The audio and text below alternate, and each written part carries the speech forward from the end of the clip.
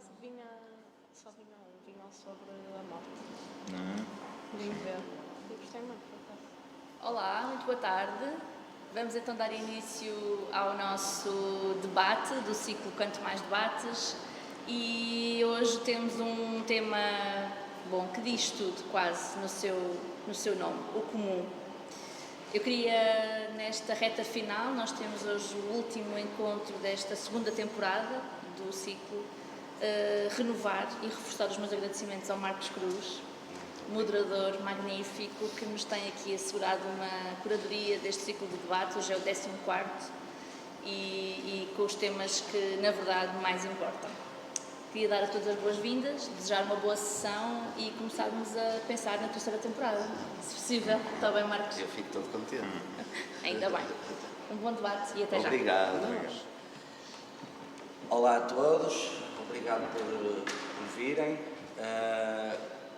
Se calhar não me fica muito bem fazer este tipo de comentário logo a abrir uma sessão, sobretudo sendo a última, mas não tem de ser mau, é uma constatação.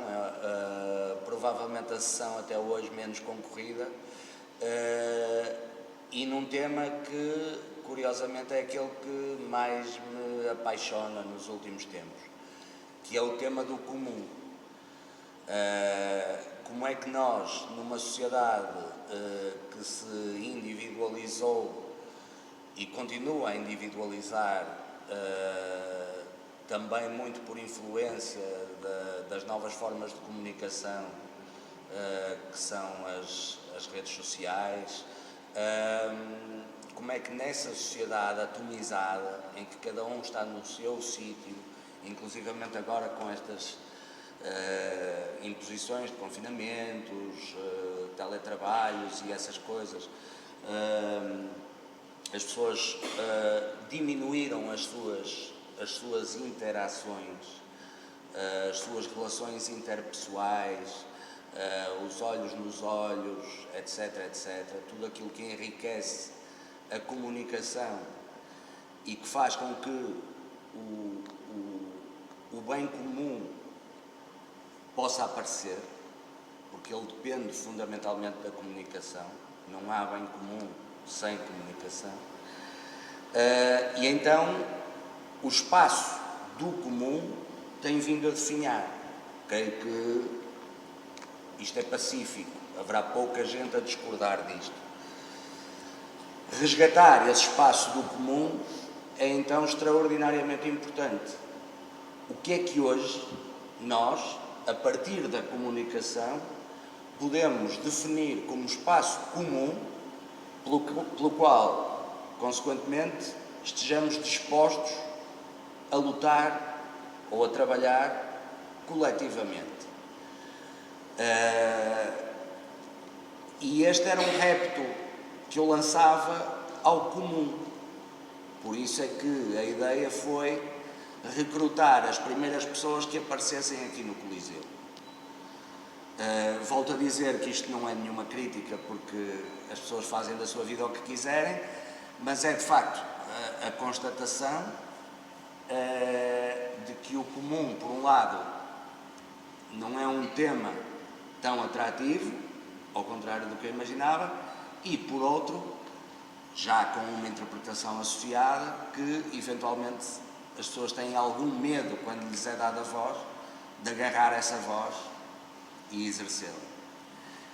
Temos, a despeito disto tudo, e ressalvo mais uma vez que isto não tem nada a ver com um lamento face ao quadro, ao painel que reuni aqui, antes pelo contrário, temos um leque de convidados que me deixa muito animado, pelas experiências diferentes, pelas idades diferentes, e acho que é possível lançarmos essa semente do comum, a ver se germina. Temos a Eduarda Leite, que trabalha num bar muito conhecido aqui do Porto, Maus Hábitos. O Carlos Ferreira é advogado. A Cláudia Braga é tradutora de língua gestual. O Sr. Marinho é dono de um restaurante com o nome dele na Rua da Alegria, e a Francisca Costa, Senhor Marinho, estou aqui já a tratá-lo, a discriminá-lo, é o Bento Marinho. Bento Marinho. E a Francisca Costa, que é estudante na Faculdade de Belas Artes do Porto. Pronto. Eu começava eventualmente por um exemplo daquilo que é o exercício de comunidade do meu ponto de vista. Foi uma coisa que me sensibilizou bastante e inclusivamente me inspirou a pensar a harmónica num tema já para a terceira temporada, que é a ingenuidade, que é um tema, um conceito muito mal visto hoje. Normalmente referimos-nos a ela pejorativamente: ei, esta pessoa é tão ingênua, como se fosse burra, não é? Pronto. E aqui há uns tempos, 4 dias antes da guerra começar, eu cruzei-me com o Sr. Marinho e ele disse-me que tinha escrito uma carta para o Putin, a sensibilizá-lo para o horror da guerra e para o mal que uma guerra iria provocar a povos inocentes e tudo aquilo a que estamos a assistir, não é? E depois escreveu também uma carta à Ursula von der Leyen, e isto é visto pela maior parte das pessoas, estou honestamente em crer, como uma ingenuidade quase próxima da burrice, digamos assim.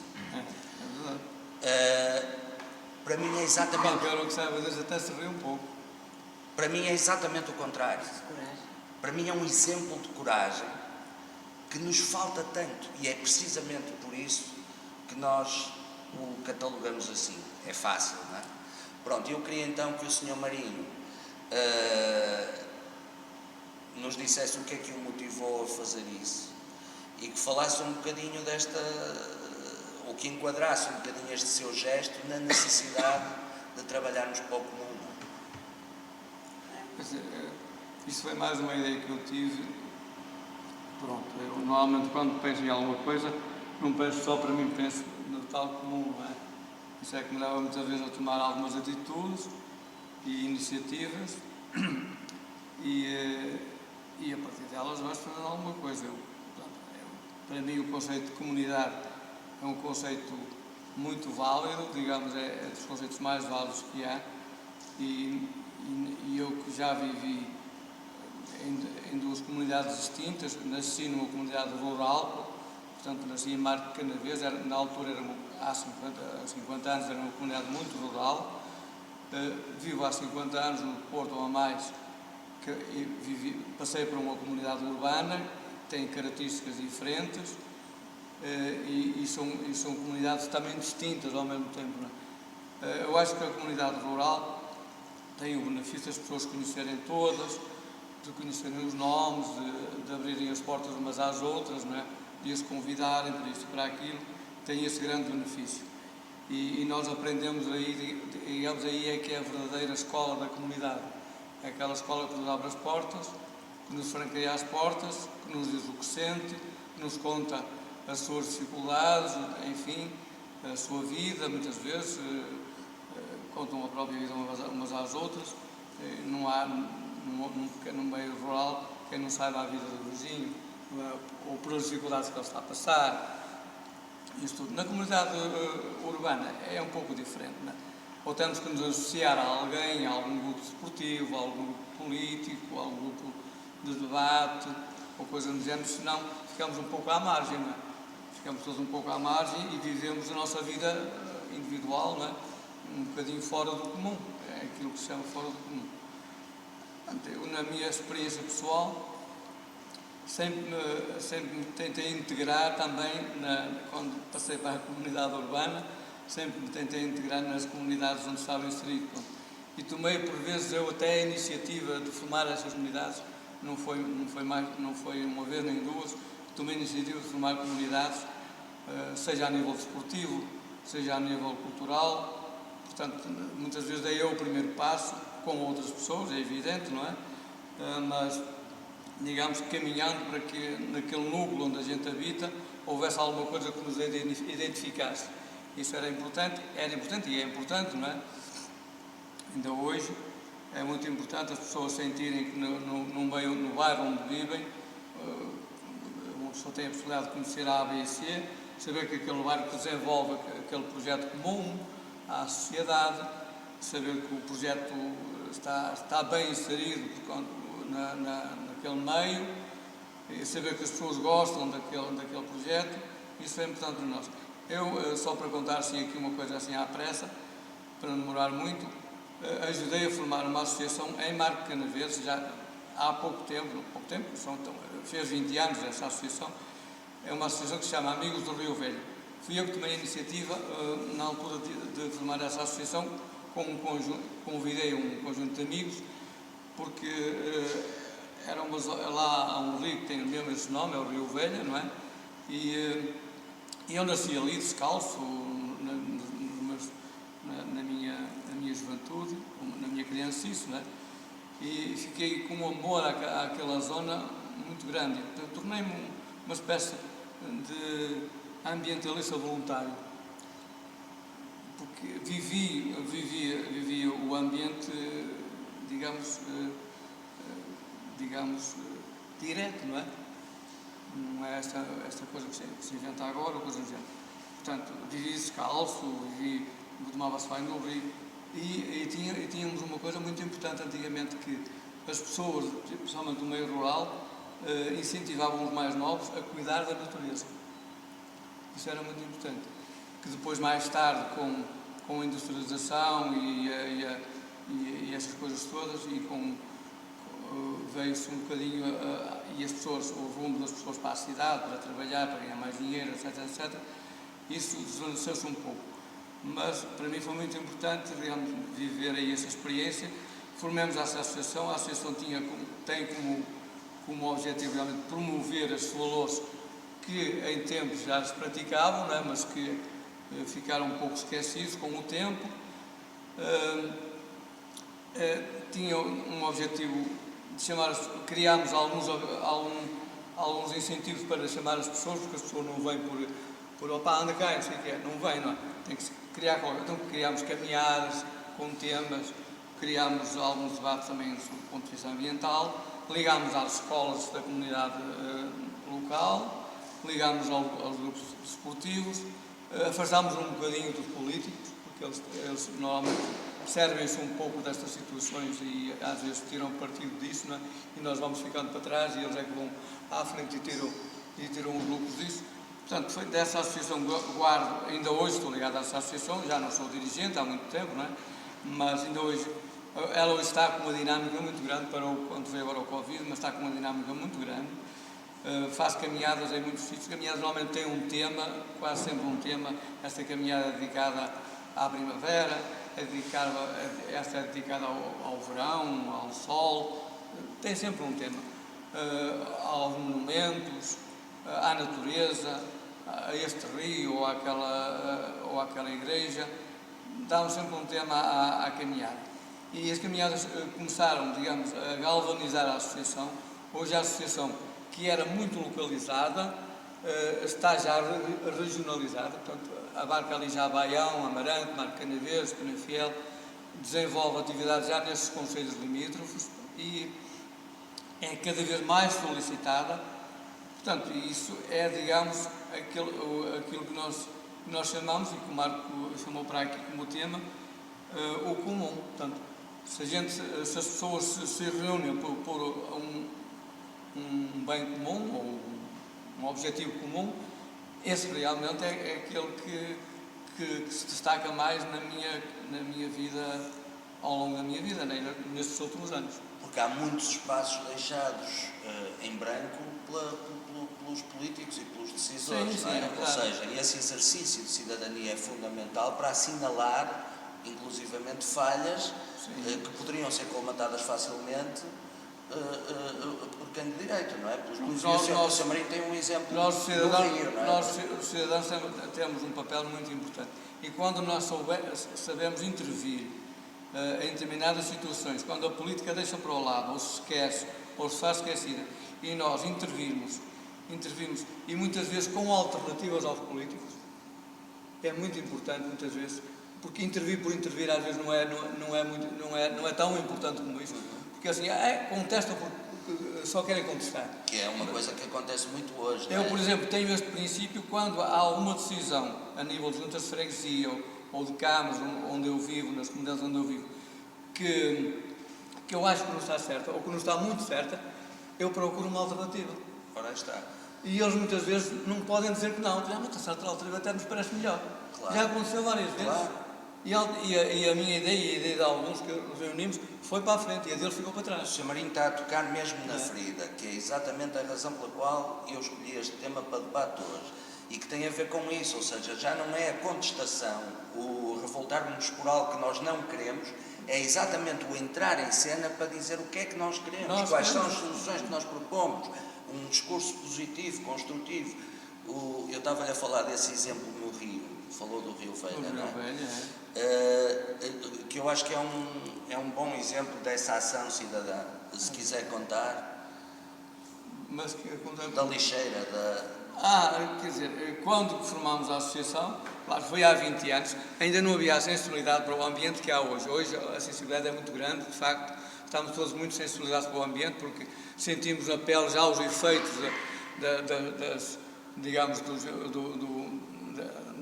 desses fenómenos do ambiente, mas há 20 anos ainda não sentia muito isso, principalmente no meio rural. E então, isso passou-se comigo. Havia lá algumas lixeiras, não é? Que normalmente eram a céu aberto, as lixeiras nos concelhos eram a céu aberto. Aqui no Porto já não era, já havia ali pó, havia essas coisas todas, mas em Marcanavês, Marante, por aí acima, era tudo a céu aberto. Deitava-se lá o lixo ardia e pronto. Havia lá uma lixeira, mesmo a entrada de Marcanavês, quem conhece, passa-se a ponte e antes de entrar na cidade, a lixeira era numa ravina que vai direto ao rio Tâmega. Despejava-se ali o lixo e o lixo escorria, todo o lixiviado e a água caía no rio Tâmega. E a jusante captava-se a água para o concelho, a jusante dessa lixeira.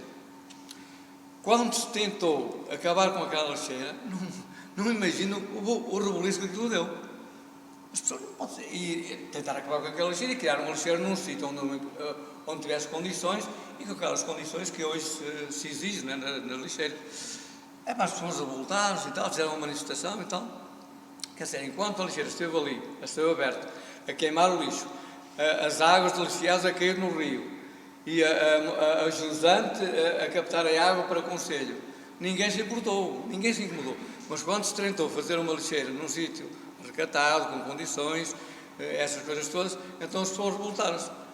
Portanto, aí vê-se que realmente as pessoas têm há pouco senso comum quando se tenta fazer alguma coisa, e aí foi uma das que mais me chamou a atenção. Depois, claro que a lixeira foi para a frente, essa lixeira felizmente acabou, essa e outras, não é?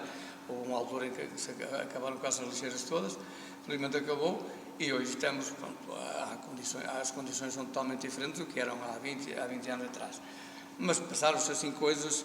Outra havia uma sucata muito conhecida, ela andou em todos os jornais, em todas as fotografias e redes sociais, que era na estrada que liga Amarante a Mesão Frio, havia uma sucata de automóveis na Serra da Abobreira, mesmo ali ao lado esquerdo, uma grande quantidade de automóveis no meio do monte.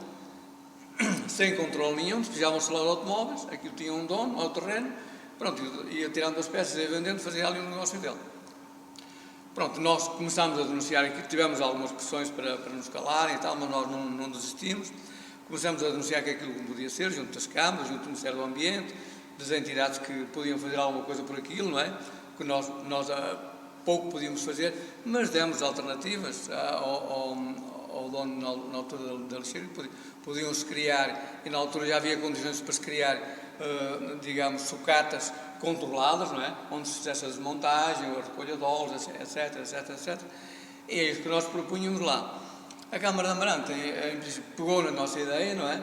E pronto, mas demorou muito tempo, foi preciso muita contestação, muita fotografia, muita imagem na televisão, chamamos lá muitas vezes a televisão para nos ajudar a desmascarar aquilo, e muitas ameaças até que tivemos pessoais, muitas ameaças pessoais.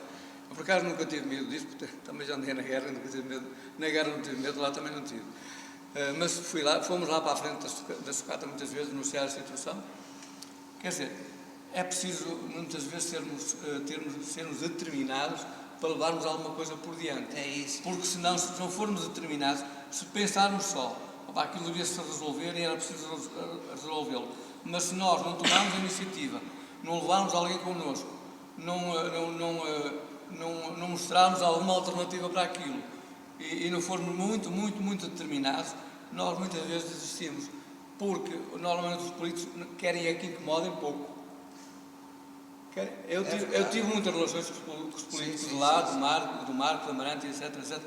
As associações que incomodam muito, eles põem-nas de lado. Claro. Até nem as recebem. São chatos. São muito chatos, são muito chatos. Diz que não estamos, no marco de reunião, não sei o que, ele diz logo, pronto.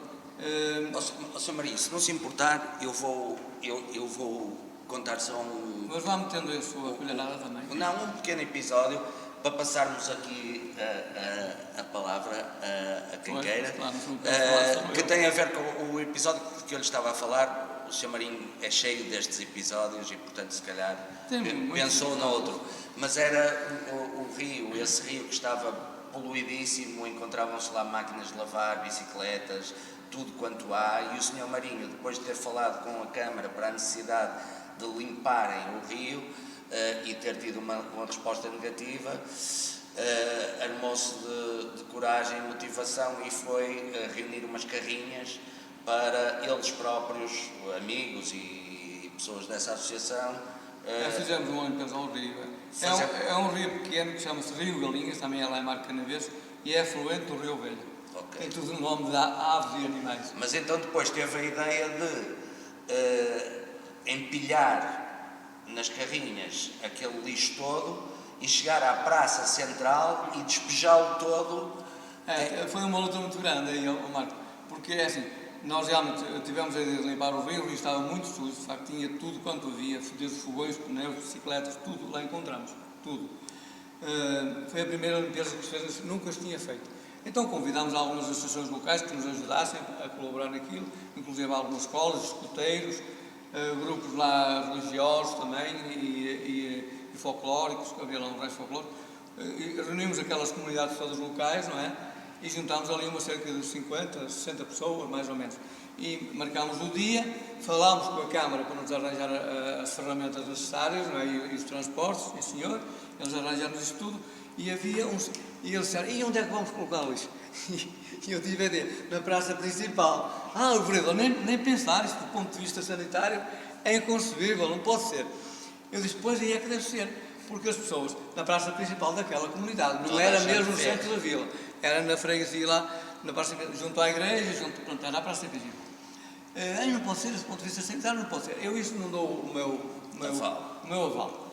E eu disse, Sr. vereador, ou é aí ou então não se faz a limpeza. Num reunião que tivemos prévia, não é? Porque nós vamos chamar a atenção da comunidade do que está no rio, foi a comunidade que o meteu lá, não é? Não foi mais ninguém. Isto não apareceu lá por obra e graça do Espírito Santo, não é? Portanto, se está lá, foi esta comunidade envolvente do rio, que por descuido, por ignorância, por isso tudo, não é? Deixou que isto fosse parar tudo ao rio, não é? Porque também não havia a sensibilidade na altura que há agora, não é? Foi há 20 anos, ou 20 tal anos, portanto, não havia isso. Mas ele lá acabou por ceder. Bom, e nós então, vinha o trator, enchia e tal, e à praça principal despejava. Fizemos lá uma pirâmide de lixo, uma coisa, tinha tanto lixo, uma coisa. Pneus havia aos montes, bicicletas, fogões, tudo quanto havia, lá foi parar. Bom, no outro dia havia a missa, não é? O pessoal ficou todo, digamos, chocado. Nós era mesmo para chocar. Aquilo tinha mesmo o objetivo de chocar a comunidade, claro. Não é? Porque a comunidade não ia cometer outro erro, não é? Depois de ver aquilo, afinal fomos nós que fizemos isto, claro. Não é? É isso. Houve alguém... É essa consciencialização que é importante e é aí que a comunidade é importante, porque se fosse uma pessoa sozinha, inevitavelmente não ia ter possibilidade de fazer uma coisa destas. Claro. Pronto, e então em todos os campos da atividade social eu acho que é importante de facto, por muito que sejamos vozes isoladas no deserto, eu creio que não, mas é mesmo importante alertar para isso. Eu pensando agora, por exemplo, na Francisca. A Francisca é estudante de Belas Artes. é evidente que nós hoje em dia temos um ensino de belas artes que ainda resiste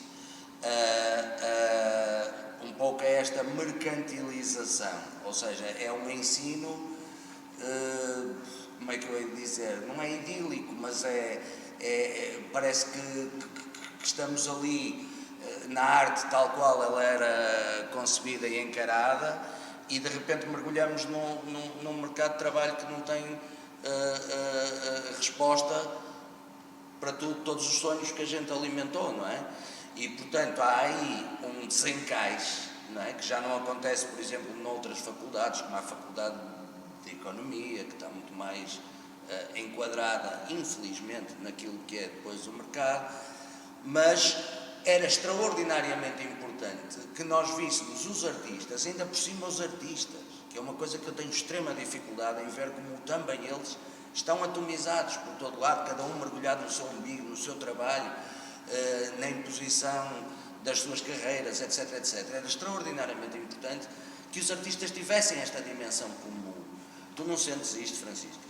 Eu sou nova no que é as Belas Artes, eu entrei este ano e provavelmente para o ano já não estarei lá, porque pronto, estou bastante descontente com o ensino superior, com o ensino geral, mas com o ensino superior. Eu não estou em artes plásticas, por isso fujo um bocado dessa parte do que é o mundo assim, imaginário deles. Eu estou em design de comunicação, uma coisa mais terra a terra. Ainda assim, pronto, não deixa de ser as belas artes. O que eu sinto é que os alunos realmente estão muito embrenhados nos seus mundos e acabam por perder a parte crítica que deviam ter e não questionam muito aquilo que lhes é dado. Eles aceitam, fazem o que têm a fazer, vão para casa, continuam a pensar nas suas coisas e esquecem-se um bocado dos direitos que têm, tudo o resto que é importante e que faz parte da vida académica também. E eu, enquanto parte da Associação de Estudantes, vejo muito isso, porque quando entrei, lá está, não conhecia ninguém e sentia-me muito descontente e não via ninguém descontente também e ficava um bocado a questionar, pronto, se calhar sou eu que estou mal aqui ou assim. E pronto, depois surgiu o convite por parte de pessoas que eu nem sequer conhecia para integrar a Associação de Estudantes e percebi que aquele núcleo de pessoas é realmente uma parte da faculdade que não representa o resto, que realmente vê os problemas dentro e fora da faculdade, com o ensino e não só, com a justiça social e assim. E pronto, e é triste também vermos que as pessoas, por mais publicidade que se faça, há coisas que poderiam gostar ou assim, não se envolvem no que é o coletivo. E mesmo os coletivos que existem parece que são muito fechados, tornam-se grupos e não sítios de acesso a qualquer um que queira juntar-se. Sim, sim, claro. Tu falaste nessa questão dos direitos e é uma coisa fundamental. Nós estamos a ser moldados para a aceitação a crítica de ordens superiores. Venham elas de onde vierem, não é? E agora até com exemplos paradigmáticos, quer na questão do Covid, quer na questão da guerra, não é? Pronto, isto polarizou-se de facto muito, não é? E na verdade há todo um trabalho a fazer, quer individual, quer coletivamente, no sentido da capacitação dos nossos direitos, porque essa consciência não é promovida, não é? Eu aqui pedi o auxílio do Carlos, também pela tua profissão, não é? Em que medida é que todas essas conquistas, não é? A nível de direitos de trabalho, estão hoje em perigo precisamente por causa do desmantelar destas redes, que não são as redes sociais tais como nós as conhecemos, não é? Que aí realmente há uma comunicação sem comunidade, não é? Eu estou a falar precisamente desta individualização crescente, desta atomização daquilo que nos separa uns dos outros. Até que ponto é que isso pode, a breve trecho, inclusive, contribuir para eludir essas nossas conquistas sociais? Pois, antes de responder diretamente à tua questão, eu gostava de sublinhar as duas intervenções anteriores, porque de facto é muito importante a questão da sociedade civil, tem a importância das associações de estudantes, das associações de pais, das associações de bairro, dos grupos cívicos, das associações de património, Dos sindicatos. defesa de património e depois numa área mais laboral, dos sindicatos, das associações empresariais, num país que tem de facto muitos problemas, como é o caso de Portugal, uma grande debilidade em que, na minha opinião, o Estado não está excessivamente presente, ou não está excessivamente presente onde deve, nomeadamente nos mecanismos de regulação, de uma sociedade que é de facto democrática, capitalista. Esperava-se que houvesse de facto uma intervenção maior das autoridades de regulação, do setor energético, do setor bancário, enfim, das várias entidades que efetivamente têm poder económico, cuja regulação... Tu não sentes que o Estado existe, só que se deixou foi cativar pelas grandes corporações, pelos grandes interesses? Porque, quer dizer, eles defendem o Estado mínimo, mas neste momento nós temos um Estado de corporação máximo. Não é? Não, pois, o problema que eu vejo é que, de facto, o Estado não está muito presente em determinadas áreas. O Estado-nação é que eventualmente... O Estado-nação, sim, o Estado, de facto, da comunidade e o próprio Estado em si, pronto, não regula suficientemente muitos interesses, nomeadamente económicos, que acabam muitas vezes por ser predominantes. E, portanto, vê-se que, efetivamente, há práticas consolidadas de grupos económicos que dificilmente são comprovadas e são devidamente autuadas. Há práticas, de facto, ilegais a nível de muitos bancos, que nós depois, a posteriori, é que, efetivamente, vimos a saber que houve irregularidades e que houve até questões criminais. Portanto, efetivamente, há uma admissão do Estado também em muitas áreas que seriam importantes. Embora, obviamente, o Estado também tem um papel muito importante, que é exercido em termos sociais, de apoios sociais, de apoios, efetivamente, à comunidade. Aquilo que eu penso também que estavas a referir é que existe, neste quadro de debilidade, um poder muito forte das corporações. Sejam as corporações de médicos, sejam as corporações de advogados, sejam as corporações das várias ordens profissionais e, portanto, isso não ajuda a resolver muitos problemas, nomeadamente na área da justiça. Nós temos, de facto, os juízes, temos os magistrados, o Ministério Público, temos oficiais de justiça, temos os advogados, temos um conjunto de parceiros que nem sempre conseguem uma interligação perfeita a nível de criar um sistema que poderia ser mais eficaz, mais célere e mais justo, ao fim e ao cabo. Portanto, há até por exemplo, nesta última crónica do António Barreto, uma crítica demolidora em relação a todo o sistema de justiça, em que ele propõe a existência de uma comissão que faça um livro branco para tentar detectar, de facto, de uma forma mais pragmática, quais são os problemas reais que a justiça tem, no sentido de podermos avançar para uma nova fase que seja mais benéfica para toda a sociedade, ao fim e ao cabo. E, portanto, eu acho que o problema está, muitas vezes, também na falta de participação, passando já a outra área, na falta de participação nossa, porque seria extremamente útil, por exemplo, as juntas de freguesia terem alguma pressão da parte dos moradores, da parte de grupos de moradores, da parte de associações cívicas que pudessem ajudar essas pessoas a decidir melhor, até na reabilitação do espaço público a nível autárquico. Seria muito importante que as pessoas se mobilizassem para recuperar determinadas áreas para parques infantis e para outras funcionalidades. Sem Portanto, qualquer autorreferencialidade, é a promoção deste tipo de iniciativas, não é? Quer dizer, a Mónica deu-me esta honra de estar aqui, não é? E isto é raro. Tu é raro veres uma grande instituição a promover a aproximação entre as pessoas, que é aquilo que de facto faz falta, não é? As pessoas têm de sair à rua, nós temos de sair à rua outra vez, temos de nos encontrar, temos de conversar. Nunca chegaremos a uma noção daquilo que nos é comum sem isso. Eu, se calhar, ainda bem que referiste isso, porque isso era exatamente o que eu ia dizer. Eu, se calhar, trago uma perspectiva mais cotidiana e realmente concordo com tudo o que referiste em relação ao poder das corporações, e acho que isso é muito do que é realmente o investimento no pensamento hoje em dia. Portanto, isso deve ser algo que deve ser completamente reformulado.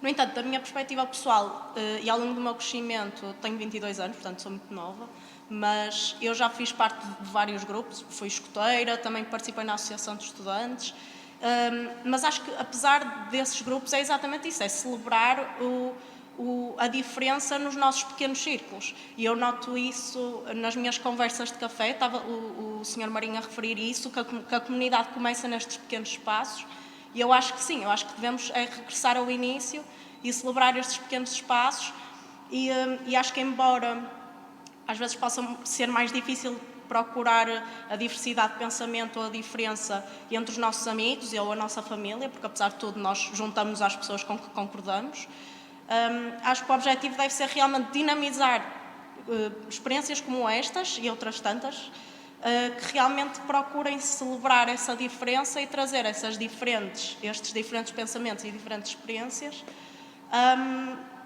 para que possamos concluir algo maior e realmente voltar ao início. Eu parabenizo imenso a iniciativa do Sr. Marinho, eu achei mesmo muito interessante a história, e acho que é isso, porque eu trabalho muito com redes sociais e apesar de literalmente viver das redes sociais, porque é para isso que me pagam, valorizo muito esse tipo de iniciativas, e acho que trazer o lixo para as ruas choca muito mais do que uma publicação no Facebook. E acho que se nós todos nos unirmos para nos movimentarmos nesse sentido, havemos criar muito mais consciencialização do que a awareness de que falamos nas redes sociais. E acho que isso é que deve ser valorizado, sim. Claro. Claudinha, o que tens tu a dizer sobre este assunto? O comum, posso dizer-te, a primeira coisa que me veio à cabeça, quando falou ali da questão da comunidade, lembrei-me logo da comunidade surda, que é uma comunidade que está à parte e que seria muito, muito simples de colmatar, porque é uma questão de comunicação, portanto, basta que haja comunicação através da língua gestual portuguesa, que podia ser ensinada nas escolas, desde o pré-escolar, porque é uma língua que é usada por esta comunidade em específico, que eu também pertenço, uma vez que sou intérprete de língua gestual e, portanto, estou inserida nesta comunidade. Mas aquilo que eu estava a pensar, a questão do comum, eu acho que o comum, nós levamos com o comum através da comunicação social, não é? Porque no outro dia falava com os amigos exatamente sobre isto. Uma pessoa surda nunca foi pivô de um telejornal, por exemplo. E quando convidam, normalmente, as pessoas com deficiência, seja uma pessoa surda, uma pessoa cega, ou de cadeira de rodas, ou o que for, quando convidam para os programas da manhã ou da tarde, que normalmente são estes programas para os quais são convidados, porque nunca vi, ou raramente aparecem em programas em que há debates sobre determinados temas, e especialmente temas sobre aquelas pessoas, que também é algo que é raro acontecer, não é? Porque quando há debates sobre a questão da mulher, não é? Aparecem homens também, muitos, mais do que seria desejado, não é? Ou seja, a questão do lugar de fala, não é? Que também é algo que tem sido falado ultimamente, não é trazido à baila. E, como estava a dizer, as pessoas normalmente são convidadas para aqueles programas da manhã ou da tarde para dar audiência à tia Júlia, ao tio Rocha, com o intuito de ou vamos pôr esta pessoa no papel de coitadinho coitadinho, não tem nada, não tem acesso a isto, não tem acesso àquilo, portanto é um coitadinho, é um desgraçadinho. E vamos espremer-lhe uma lágrima. Exatamente, que é para as pessoas depois verem o programa e contarem aos amigos e aquilo ter alguma audiência, ou então vão no papel da pessoa que superou as barreiras, portanto há aqui não há aqui um papel real de uma pessoa que é comum, que pertence a uma sociedade, que está inserida numa sociedade e que tal como eu, que também tenho as minhas lutas e também tenho vindo a superar as minhas barreiras, também o faz. Pronto, tem outra condicionante, normalmente física ou sensorial, que lhe impõe mais barreiras, mas nunca é falado, raramente estas pessoas vão falar dos temas de uma forma comum. Lá está. É? E estás a tocar num ponto que me está a suscitar uma questão, que se calhar é interessante, que é, terão as pessoas adquirido uma certa vergonha de serem comuns?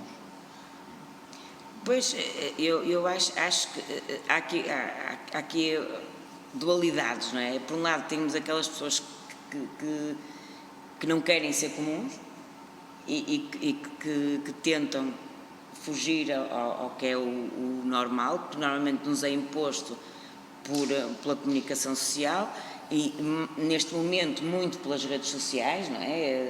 Aquelas vidas maravilhosas que a gente vê. Essa procura permanente do grande, do impactante, o ter fotografias nas Maldivas, ou no Dubai, ou whatever, não é? Sim, mas a comunidade perdeu o glamour, é? Ou seja, o comum hoje em dia é feio, é? Para algumas pessoas eu acho que é visto de uma forma negativa, mas eu acho que nós continuamos a ter um forte comum, que é, e neste momento a minha percepção é que a maior parte das pessoas veem o comum como algo que não é real, não é? O facto de alguém pôr nas redes sociais uma vida perfeita, não é? Porque a maior parte das pessoas querem esse comum da vida perfeita, mas esse comum da vida perfeita nem sequer existe. Não há, é algo inventado, é algo que alguém criou, que decidiu criar, não é? Não venham com histórias que as pessoas não estão 100% felizes a vida toda, não é? Hoje estão extremamente felizes, amanhã podem estar extremamente deprimidas, não é? A música do Escolé, da Corda Bamba, fala mesmo nisso, não é? As pessoas não estão sempre felizes. A não ser que seja alguém que viva completamente alheio da sociedade, é que eventualmente poderá ser 100% feliz, mas, por exemplo, uma pessoa autista que vive alheia do mundo, sim, não é? Tem o próprio mundo, nem essa pessoa é completamente feliz. Mas só dizer uma coisa que é pronto, nós de facto temos neste momento, mesmo no ensino, uma perspectiva extremamente individualista, que depois é acentuada também a nível do trabalho, em que muitas vezes, e pegando por exemplo em algumas empresas de consultoria, há um trabalho quase de escravo. Quer em teletrabalho, sim, quer em teletrabalho, quer em trabalho presencial. E isto, sobretudo para os mais novos, recém-licenciados, acaba por se transformar num salve-se quem puder, e cada um tem que reagir por si. Desde logo porque também, pegando uma coisa que estavas a referir há pouco, os sindicatos não são propriamente muito populares junto de muitas empresas. As comissões de trabalhadores. E também os próprios sindicatos, de facto, têm diminuído o seu nível de participação e de força. Claramente. E, portanto, de facto, da parte de muitas, infelizmente, algumas empresas, às vezes muitas empresas, existe um poder que efetivamente não é controlado e existe, sobretudo, no caso que eu estava a referir de horários de trabalho, práticas que são manifestamente excessivas. O comum agora é tu teres um trabalhador ou uma trabalhadora e o comum é dizer-lhe, amigo, ou é polivalente e faz 500 mil coisas, ou temos ali uma fila de não sei quantas pessoas à espera para vir para este lugar. O problema é há um excesso claro da oferta de pessoas que têm que trabalhar e existe por parte de quem está a dar trabalho muitas vezes a perspectiva minimalista de se a pessoa não dá o seu rendimento a 500%, abdicando da sua vida pessoal, nomeadamente, então não serve, mas existe logo ao lado uma pessoa ou duas, muitas vezes sai uma e entram duas para o mesmo lugar da que saiu.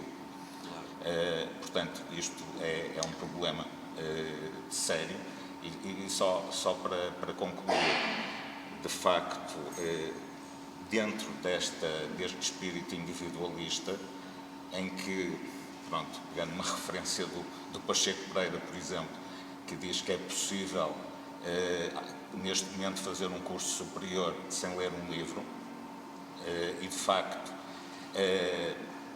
em determinadas áreas acho que isso acontece claramente, e portanto existe também efetivamente a nível do próprio ensino e do ensino superior, que muitas vezes não é satisfatório, também muita debilidade, quer dizer, e é o próprio Pacheco Pereira, por exemplo, que a semana passada no artigo dizia Marx não existe já, não se lê Marx, nem se refere, nem sequer a doutrina social da Igreja. E, portanto, isto é, de facto, um bocado complicado quando se está a dar uma perspectiva unilateral dominada por tudo o que é económico. Exatamente. Em que, de facto, há cursos, como tu estavas a referir, que não são, em princípio, não são rentáveis, não são de facto, não caem nessa perspectiva, digamos, de serem interessantes para o mercado. Cursos de filosofia, cursos de facto de belas artes. Mas que é exatamente aquilo de que a sociedade precisa para inverter esta tendência, este rumo, não é? O comum agora é exatamente o criar estes espaços de individualismo, porque é mais fácil depois controlar uma sociedade, não é? Se tivermos cada um a querer puxar a brasa para a sua sardinha, é muito mais fácil, porque as pessoas não se vão querer unir, não é? E a questão dos sindicatos, o número de pessoas que estão nos sindicatos é diminuto, porque as pessoas, há aquela a questão da comunicação social, não é? Que passa na televisão, normalmente na televisão. Eu gostava só de dar uma palavra. Eu já fui dirigente sindical e tenho, digamos, vivi por dentro que é o sindicato. A maior parte dos dirigentes sindicais estão ali para se servir, para não ir trabalhar, para receber da empresa, continuam com os mesmos direitos na empresa, não é? Não vão à empresa e estão ali para se servir do sindicato, não é para servir os trabalhadores. Muitos deles, também há dirigentes honestos. Claro, mas estes muitas vezes afastam-se, porque aquele núcleo duro que domina o sindicato é aquele que controla e quer controlar e quer serviço do sindicato. E não é por acaso que há algumas áreas profissionais que têm 10 sindicatos. Por exemplo, a polícia tem 10 sindicatos. Precisa de 10 sindicatos? Diga-me. Não precisa. Estão lá porque convém aquilo, para eles é bom. Ser dirigente sindical é bom porque ganham, não trabalham, não têm horas. Mantêm as regalias. Mantêm as regalias todas. Eu já fui dirigente sindical, passei por isso e disso tenho algum conhecimento. José Maria, em muitos casos também há um enfraquecimento da esfera... E isso é que enfraquece os sindicatos, porque depois os filiados não acreditam nos dirigentes sindicais, não acreditam neles. Mas olha, vou-lhe dar um exemplo. Nós temos o Assange na situação em que está, certo? Pois. Ou seja, provavelmente ele vai ser eliminado. Os sindicatos jornalistas, eu lembro-me na altura em que eu fui despedido do Diário de Notícias, fomos tentar contrariar a situação através do sindicato. A mim chamavam-me talibã. E porquê? Porque eu propunha formas de protesto, propunha, mas isso não, que isso ainda nos vai dar mais um processo, nós já temos X processos em cima. E não sei o que eu percebo estes constrangimentos, eu percebo estas dificuldades, percebo quando as pessoas não têm a força que deviam, ou as organizações, ou as associações, ou os sindicatos, medem um bocadinho as atitudes que têm, ou que podem ter, não é? Mas, em todo o caso, numa situação, por exemplo, como esta, que é uma situação universal, eu acho que ninguém que saiba um mínimo de jornalismo pode contestar que o Julian Assange é o maior jornalista do mundo neste momento. Foi através dele que nós soubemos coisas importantíssimas e é por elas que ele vai pagar. Como é que um sindicato de jornalistas, como é que, entidades de defesa da profissão ficam praticamente calados, aceitam tacitamente estas situações. O sindicato e isto denuncia precisamente essa ausência do comum, lá está. Pronto, é nesse sentido. Eu queria destacar aqui 2 pontos que acho que são comuns, mas muito comuns e muito recentes. Um é o Covid. O Covid foi comum praticamente à maioria da sociedade, não é verdade? Todos vivemos esses momentos, de uma maneira ou de outra, e uns melhor, outros pior, e outro é esta situação da guerra. Normalmente o comum é ser contra a guerra, principalmente nós ocidentais, não é, que vivemos esta situação, somos pessoas mais ligadas à paz, eu pelo menos sou, não é? Sim, mas somos neste momento contra a guerra na Ucrânia, porque não estamos a ser contra a guerra nos outros sítios. Sim. Que não nos atingem diretamente. É verdade, mas, por exemplo, nesta questão da guerra, é assim, há sempre divergências, não é verdade? Há sempre aqueles que são mais guerreiros, outros são mais pacifistas. Eu, por exemplo, que já participei em guerra, já fui participante numa guerra, na guerra colonial, não é? Eu hoje sou aquele que mais defendo a paz, porque é realmente uma pessoa vê que uma guerra normalmente quando começa, sabemos como ela começa, mas quando ela acaba, ninguém sabe como ela acaba, nem como. E as guerras que até à data se têm visto, estas mais recentes, só têm deixado miséria, destruição, ódios, divisões, partilhas, países desfeitos, países que eram organizados desfeitos, não trouxeram nada de bom a ninguém. Ninguém ganhou com essas guerras, a não ser aqueles que vendem armas, não é? Ou aqueles que estão ligados ao negócio da guerra. Digamos, esses são, digamos, os pontos que se destacam mais hoje, digamos. E tem o caso das farmacêuticas Sim, das farmacêuticas. Há sempre alguém que beneficia com situações más, não é? Isso é verdade. Mas realmente essa coisa do Covid foi uma coisa que nos tocou a todos e é muito comum a todos. Mas o Covid trouxe uma coisa positiva, por exemplo, à comunidade surda, que não era comum as conferências de imprensa portanto, dos membros do governo terem língua gestual e com o Covid isso passou a ser comum. Mas, entretanto, como já não há Covid, já há guerra, portanto já deixa de ser comum. Não é? Porque as pessoas surdas só têm direito a determinado tipo de informações. As que me lembram agora são... Sim, mas está a falar da questão do comum. Realmente não era comum ter, passou a ser comum ter, não é? A gente de repente começa a ver a Graça Freitas e a Marta Temido sempre acompanhadas pela presença do intérprete de língua gestual portuguesa e neste momento já não é comum, porque já não é algo que para a comunidade surda seja importante.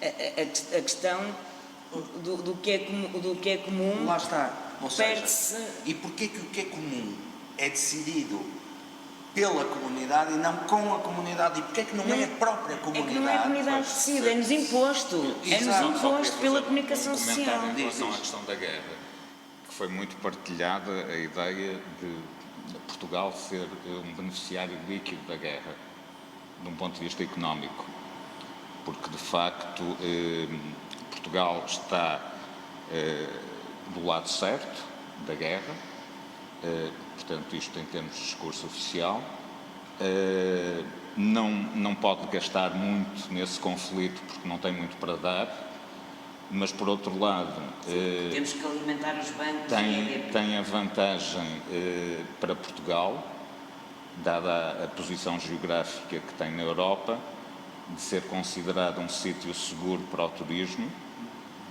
que aumentou significativamente, sobretudo no Algarve, desde logo, e para o investimento estrangeiro. E esta ideia foi logo também apanhada por muitos agentes económicos que acharam que, de facto, pronto, era efetivamente num conflito de guerra, ao fim e ao cabo, que a guerra não havia grande problema em manter-se, uma vez que até está a trazer benefícios económicos para o país. Exatamente. Mas, quer dizer, esta aceitação social desses absurdos, a mesma coisa aconteceu, por exemplo, com a terapia genética, que era uma evolução científica muito, muito grande, na qual estavam envolvidos muitos laboratórios a nível internacional. Houve um relatório da Goldman Sachs dissuadir essas empresas, esses laboratórios, de caminhar no sentido da implementação e disseminação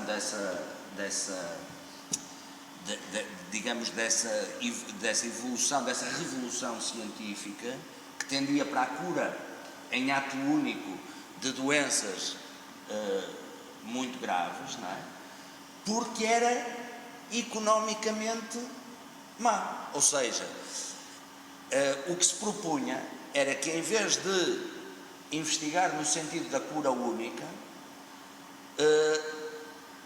se investigasse e se trabalhasse no sentido de tornar as doenças crónicas, ou seja, a pessoa não morre, mas vai ficar a vida inteira a consumir, não é? E isso já é bom para a economia. Portanto, quando se valida este tipo de discurso e ele é aceite sem qualquer contestação, não é? Porque aí também entram exatamente as instituições que existem e que não nos representam de facto.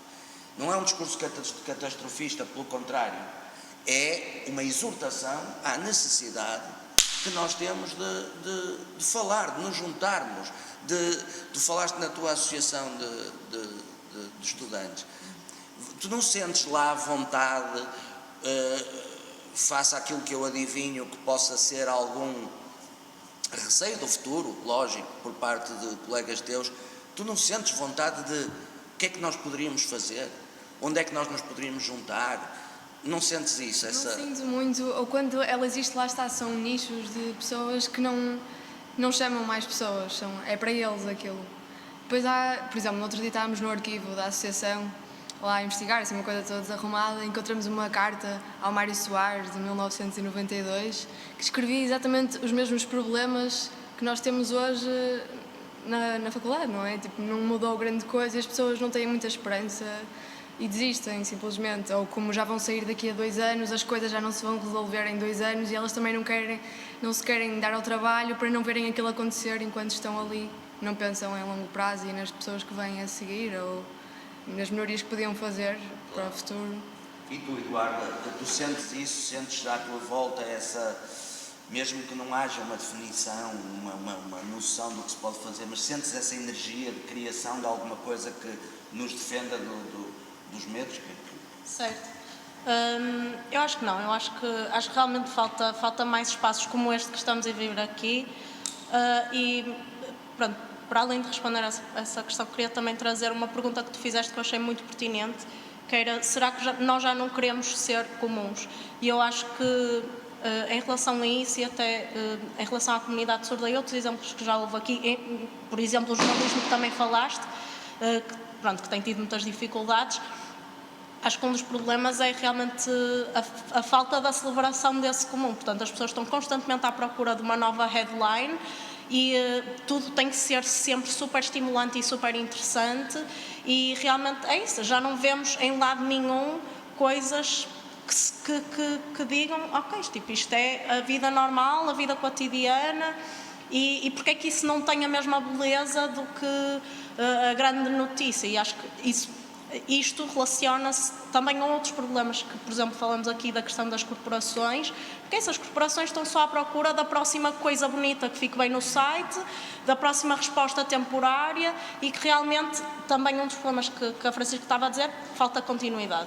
Falta pessoas que peguem num projeto e que o levem até ao fim, falta as pessoas mais velhas deixarem os espaços para os mais novos e os mais novos terem realmente... Ocuparem os espaços. Exatamente, os mais novos ocuparem esses espaços e assumirem a liderança ou até pronto, o seu poder que temos, porque estamos sempre a dizer antes é que os jovens são o futuro, mas depois também não damos voz aos jovens, não vemos os jovens a falar e a serem reconhecidos e a serem valorizados, e acho que é isso.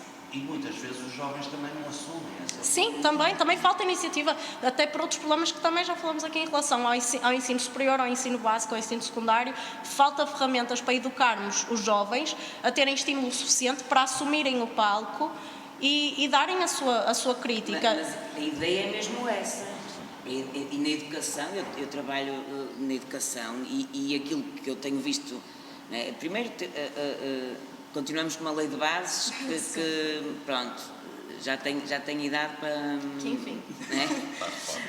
Não, para a reforma não tem, porque é de 86, portanto também... É como aquelas pessoas que está muito nova para ir para a reforma, mas está muito velha para ter trabalho, não é? A maior parte da população ativa que nós temos que está naquele limbo do... Não, é? Não dá para uma coisa nem dá para outra. E a questão da educação há uma legislação, um decreto-lei relativamente recente, não é? Que prevê a questão da inclusão, mas a verdade é que aquilo não é para incluir. A verdade é que aquilo é para exatamente formatar, para que as pessoas saiam dali todas com a ideia de eu tenho que ser, portanto, eu tenho que servir a alguém. Não é? Porque nós estamos numa nova forma de escravizar pessoas, mas de uma forma menos óbvia, não é? A questão do trabalho, há uns tempos falava aquele senhor da Aresp, é porque as pessoas não querem trabalhar no turismo. Amigo, claro que ninguém quer trabalhar das 9 da manhã às 2 da manhã num restaurante a receber um salário mínimo nacional, não é? Obviamente que as pessoas também têm que ter alguma dignidade, não só monetária, mas também de conciliação de vida pessoal, com a vida familiar, com a vida social que possam vir a ter, não é? Isso inclusive vem sempre chapado nos orçamentos de Estado, pelo menos aqui no governo PS tem sido uma constante, e depois na prática é zero. Mesmo os próprios funcionários públicos não têm essa regalia de tentar conciliar a vida profissional com a vida familiar e pessoal. Portanto, a ideia é mesmo criar só dizer uma coisa muito breve, marionetas. A questão laboral, pronto, como há bocado falei, a questão das empresas e o meu foco naquilo que disse há pouco, nas empresas de consultoria, porque tenho esse conhecimento efetivo do que se passa em algumas dessas empresas, porque efetivamente são empresas que depois mais fazem propaganda de ética empresarial, Sim. de dinamismo empresarial, Tem os melhores programas. de liderança, Sim. até tem departamentos de felicidade nas empresas. Sim. É verdade. E, portanto, há aqui uma contradição tão evidente entre aquilo que se passa nessas empresas. É isso.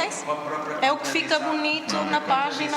Em termos, porque quer dizer, departamento De felicidade. a felicidade parece assim uma coisa meio estranha. Eu gostava de vos convidar a participar com alguma reflexão ou pergunta, ou a quem vocês quiserem.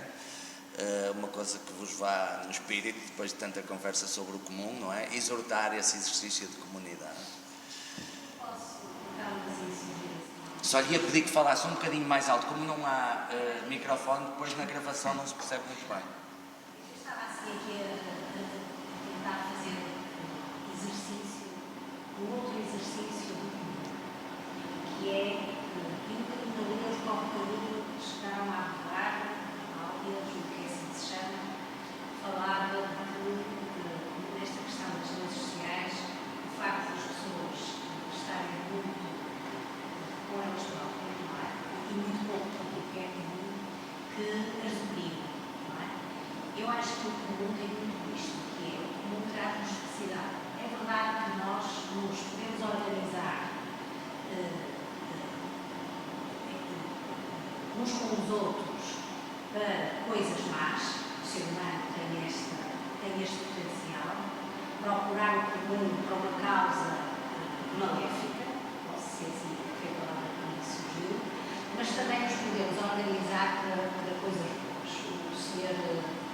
Marinho falou dessas questões, também, mas é verdade que o comum tem este poder, não é? O comum tem muito poder. E muito poder para mobilizar boas ações, não é? Para nos mobilizarmos coletivamente, para construirmos coisas boas, não é? O comum, desta forma, deixa-nos os pelos levantados, não é? Porque mexe com a nossa sensibilidade. Nós, quando aderimos ao comum, nós agarramos ao chão. Nós pousamos o pé no chão e somos pessoas. Somos seres humanos com tudo que nós temos de melhor. Não é? E é dessa maneira que construímos. Por exemplo, os estrados estão a lembrar, tenho de nomear, quando se quer, muitas vezes, reabilitar alguém, procura-se o que é comum. Não é? Fazem-se grupos, no sentido de cada um procurar ali parecer-se do outro. Não é o que é diferente do outro, é o que é comum no outro. Não é? Porque o que é comum no outro dá-nos bem-estar, dá-nos um sentimento de pertença, não é? De sermos iguais, de termos a mesma fragilidade, de podermos construir da mesma maneira. E, portanto, o comum tem este lado. Estou aqui assim a pensar no comum do lado positivo. E até me deu uma ideia que é exatamente a de que nós achamos que tudo o que é, digamos, benefício de alguém implica investimento financeiro. Muitas vezes isso não acontece e nós temos experiência disso. Eu vou só tentar resumir aquilo de que falou, quando falou na sua área, porque isto só por questões mesmo de som, na gravação, falou da sua área, eu creio que é assistente social, que quando algum utente tem um determinado problema, se sente deprimido ou isolado, que reúnem um grupo de utentes no sentido de procurar aspectos que lhes sejam comuns. E precisamente para a pessoa sentir essa pertença. E isso é absolutamente fundamental. Ou seja, isso de facto é tão terapêutico que muitas vezes nós falamos no custo do Serviço Nacional de Saúde e através de coisas que não implicam sequer dinheiro, nós podemos desonerar, podemos dessobrecarregar a esse nível o exercício público da saúde, não é? Institucional.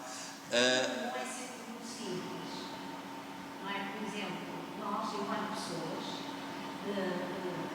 quando pensamos, quando estamos muito centrados nas nossas inseguranças, temos que pensar no que é comum. Quando percebemos que o outro também tem as mesmas inseguranças, nós sentimos muito melhor, mais fortes. Exato. Nós queremos ser iguais, e o comum tem isto. É isso. O comum traz saúde. Exatamente, pela minha experiência, inclusivamente, todos nós acabamos por ter ou traumas, ou complexos, ou coisas assim.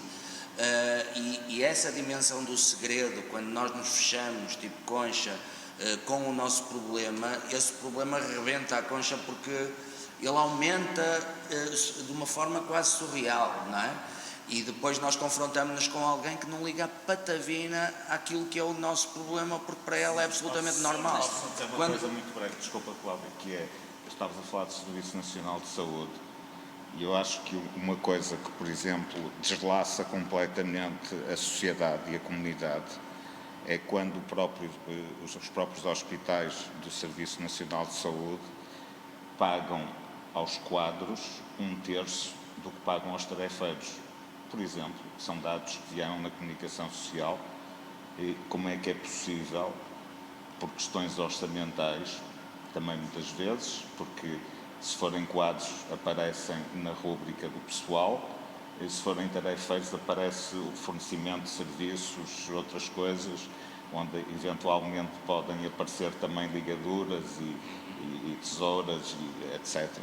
E, portanto, como é que se pode aceitar que num Serviço Nacional de Saúde, que será talvez uma das maiores conquistas depois do 25 de Abril, que se continua a verificar esta situação que, obviamente, vai contra uma perspectiva de cultivar o serviço público e de dignificar as carreiras das pessoas que estão nos hospitais, em detrimento da iniciativa privada, neste caso, que pode ser complementado até das instituições de solidariedade social, portanto, complementar ao Estado, mas nunca, acho eu, numa perspectiva de estar, digamos, a beneficiar, por exemplo, tarefeiros, muitas vezes que estão em empresas de trabalho temporário,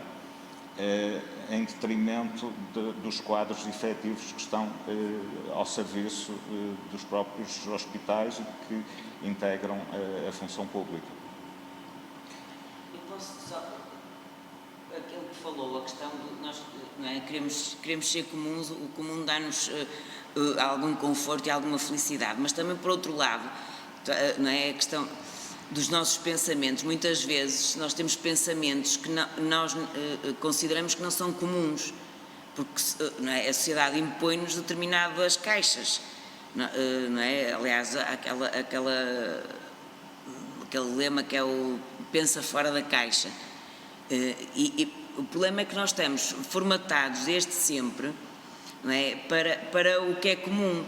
Quando nós vamos, por exemplo, a uma maternidade, é comum ainda ver o azul para o menino, a pulseirinha do menino é azul e a pulseirinha da menina é cor-de-rosa. Porquê que tem que ser azul e porquê que tem que ser cor-de-rosa? Não é? Porquê que é esse o comum que a sociedade nos impõe? Porquê que não é... Não é, Isso é um outro exercício que eu estava a fazer hoje. sim, porque às vezes é isso, porque às vezes eu até gostaria de me sentir igual ao meu companheiro aqui do lado, mas como não é comum, eu tenho um determinado pensamento que não é comum, não é, pela sociedade não é bem visto, eu vou guardá-lo para mim. Por acaso não é o caso, com o Marcos posso dizer as coisas mais loucas que me vão na cabeça, porque convivo com outro louco, que é ótimo. Não é? Porque para a sociedade, as pessoas que pensam fora da caixa são loucas, são pessoas que não regulam bem, e é essa dualidade do comum, não é? Mas essas pessoas que pensam fora da caixa, juntando-se a outras pessoas que pensam fora da caixa, são felizes. Sim, mas às vezes é difícil conseguir arranjar Também vai ser muito. Sim, mas às vezes, a questão às vezes é que eu vejo, porque eu trabalho com crianças e jovens, e aquilo que eu fui apercebendo, eu estive 5 anos a trabalhar no secundário em Coimbra, e que é uma sociedade também completamente diferente da nossa, uma comunidade à parte, e aquilo que eu me fui apercebendo é que, de facto, o comum para estes jovens é o que está no Instagram. O Facebook é para velhos agora, não sei se têm essa noção. O Facebook é coisa os de jovens velhos. estão lá. Estão lá na mesma, que é para saberem as coisas, mas eles, o que é da moda agora, o que é comum para os jovens é o Instagram e o TikTok. E há uma necessidade incrível de postarem, de mostrarem aos outros aquilo que muitas vezes não é o real, não é? Porque é o medo de não ser comum. Há aqui muitos pesos e muitas medidas no que trata no que se passa relativamente ao comum. Se por um lado há quem queira ser comum para se sentir confortável e feliz, por outro há quem não queira de todo encaixar numa caixa, o ideal seria estar em várias caixas ao mesmo tempo, porque não é? Quer a sua felicidade passa exatamente por não estar naquela categoria, encaixada naquela Ou não categoria. estar em caixas. Ou não estar em caixas. Essa estar ao ar livre. é que é a questão. Hoje em dia fala-se do team building. Eu acho que é muito mais importante o team disbuilding. Eu sei que isso não existe, não é? Mas a ideia é que nós estamos fartos de edifícios, estamos fartos de caixas, estamos fartos de... É preciso desconstruir, não é? É preciso percebermos que, tirando as roupas, continuamos a ser todos iguais. E eu acho que aí é que está... O próprio conceito fora da caixa também já foi apropriado pelo mainstream, É isso. assim como outras ideias, não é? Que é sair da zona de conforto. Isso, essas coisas. Pronto, esse conjunto de coisas que Claro, se chavões. repetem exaustivamente, que não fazem sentido nenhum para mim. Nomeadamente, quer dizer, eu acho que todas as pessoas E que são repetidas à exaustão, a procuram resiliência. por norma a sua zona de conforto, o que é saudável. A zona de conforto durante a vida é que vai mudando, provavelmente, de sítio, e a nossa vida também vai orientando, digamos, a procura, mas não é o sair da zona de conforto dos reality shows, que é os conselhos dos especialistas que a pessoa tem que mudar completamente do sítio onde está, porque de facto de outra forma não se consegue afirmar devidamente. Sim. Pronto, e toda a perspectiva é essa perspectiva do sucesso individual, do ter ou parecer e não do ser, e de facto, pronto, tudo isto que já é muito antigo, tem nesta sociedade uma tradução muito evidente. Claro. E pronto, isso faz só, desculpa só, só mesmo para concluir, depois se seguir, que esta sociedade acaba muitas vezes por não ser, como dizia um filme, não é boa para velhos, mas também não é boa para novos. Sim, pois é isso. É isso. Pronto, e acho que isso é o principal problema. Exatamente, ou seja, Sim. toca-nos a todos. Eu ia só dizer que, pronto, foi um ponto que ainda não foi tocado aqui, que é, acho que às vezes, e é disto que estamos a falar, acho que às vezes estamos todos a procurar um consenso, quando se calhar o objetivo não é o consenso, não é nós todos concordarmos e estamos aqui a debater e estamos a concordar em alguns pontos e a discordar de outros, e é isso, cada um tem a sua...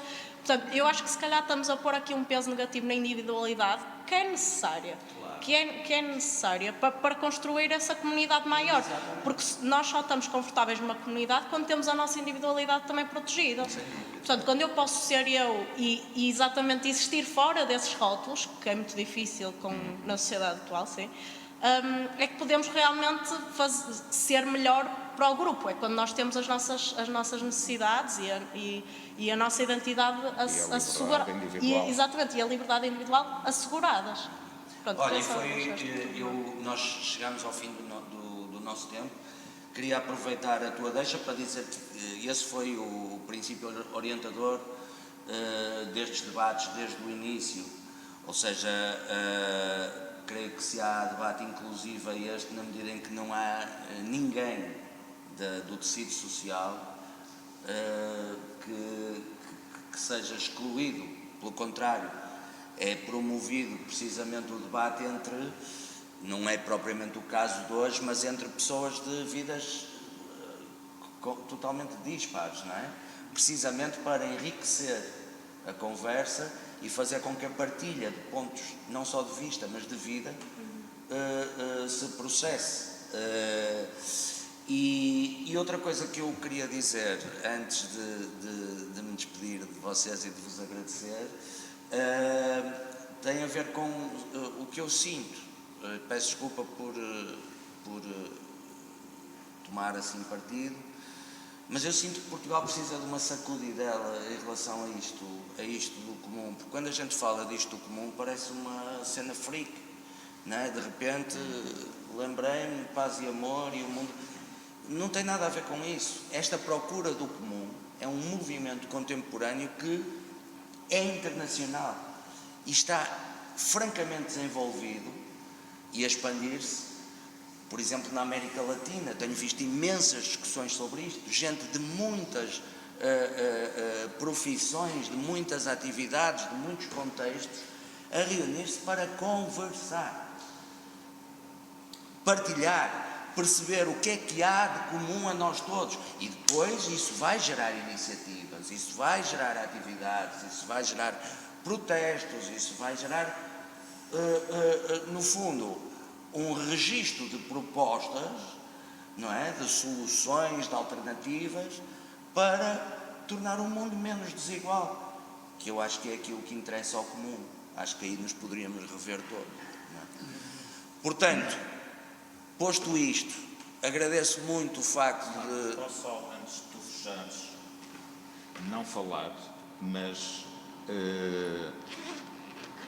dado que trouxe uma coisa para te oferecer, face ao enriquecimento que estes debates proporcionaram, gostava só que tu aceitasses essa oferta simbólica de um livro que eu falei no último debate.